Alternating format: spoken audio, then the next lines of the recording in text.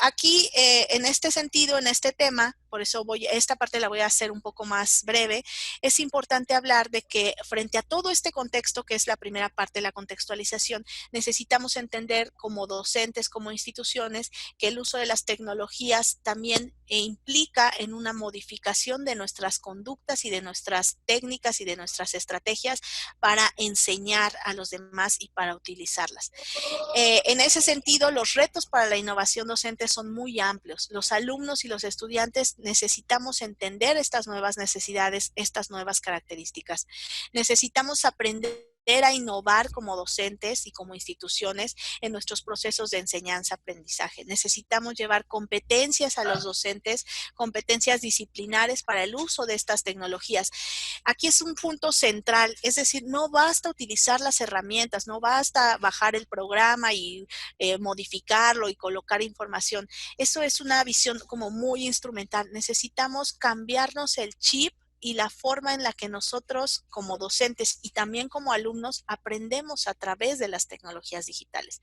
En este sentido, todos estos componentes de la innovación docente tendrán que apuntar siempre a preparar a los alumnos ante este mundo incierto, desconocido, complejo, y en donde una de las características que se han normalizado para todos es justamente este factor, la falta de normalidad, ¿no? La falta de certezas hacia el acontecer futuro. Necesitamos a través de estas tecnologías, de los procesos de innovación, además desarrollar los componentes centrales de la educación y recordar los fines de por qué estamos educando,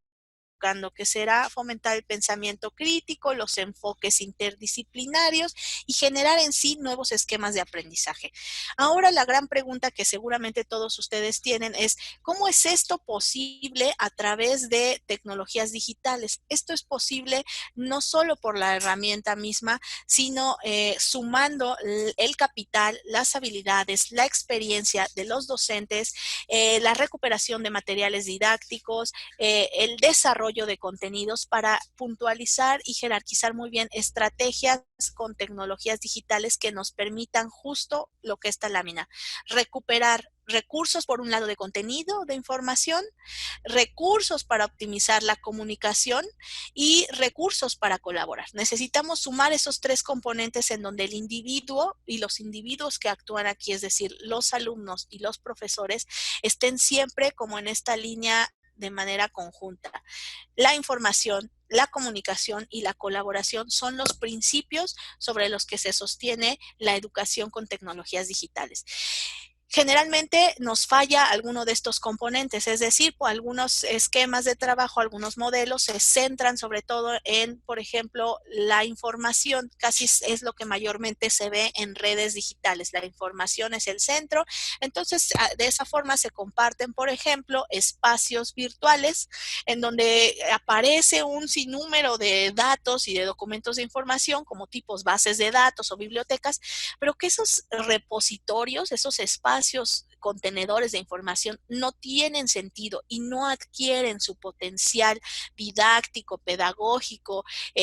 todo el potencial que tienen para llegar al proceso de enseñanza-aprendizaje si no van de la mano con los otros dos factores, comunicación y colaboración. Espero que hasta aquí vayamos claros con estos elementos. Estamos casi por terminar nuestra presentación porque justamente hay que sumar estos recursos. Aquí he hablado de algunos de los recursos de información, por ejemplo, bibliotecas digitales, recursos abiertos, portales, sitios.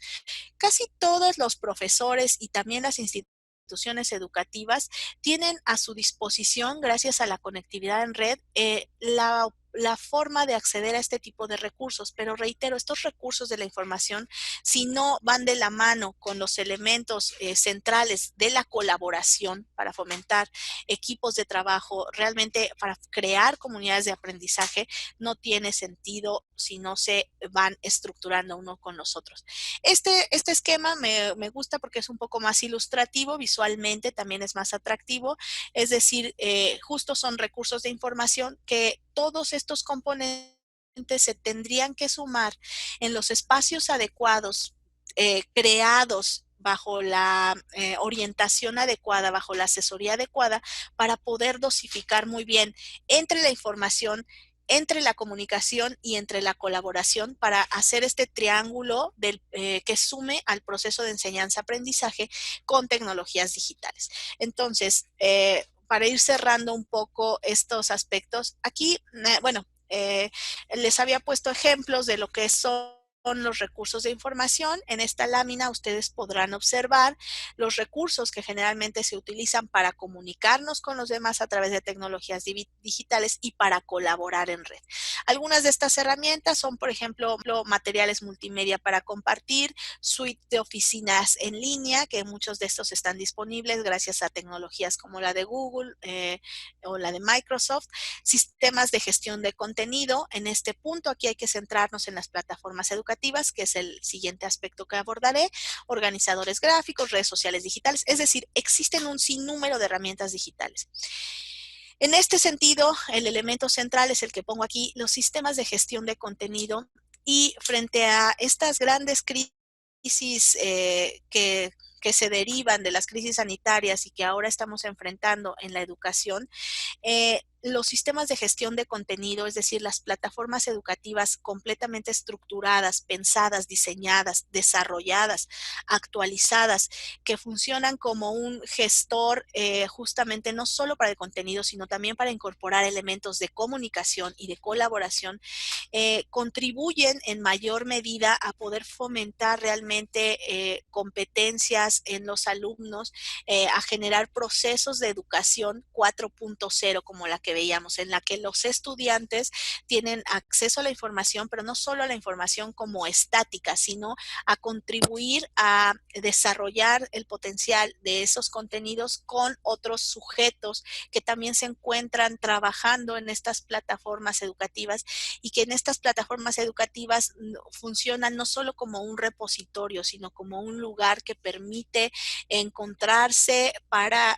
como decía, para colaborar, pero además también que nos permite saber en qué niveles está cada quien colaborando. Estas plataformas educativas permiten dar un seguimiento puntual a nuestros estudiantes y saber cuáles son sus intereses respecto a qué contenidos visitan más, qué tipo de recursos les gustan más, y nos genera una serie de estadísticas que permite evaluar, por supuesto, y tomar decisiones sobre el rumbo de los cursos que se planteen en estas plataformas educativas, las nuevas formas, las nuevas estrategias. En sí, no solo como educadores a nivel de un grupo o de un aula, sino como instituciones, estos sistemas de gestión de contenido, reitero este punto, suman en los factores de comunicación, de colaboración y de información. Claro, con una optimización de todos los componentes y una correcta dirección.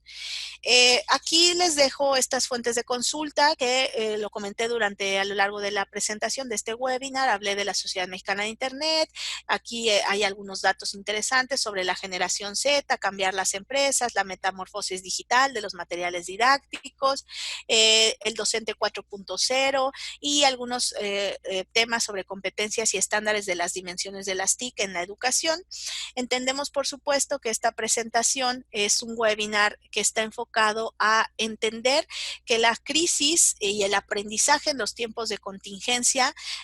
no es este momento únicamente, sino hay que estar preparados para las generaciones, para replantearnos los procesos educativos, para que a través de los diferentes recursos y que se ofrecen y gracias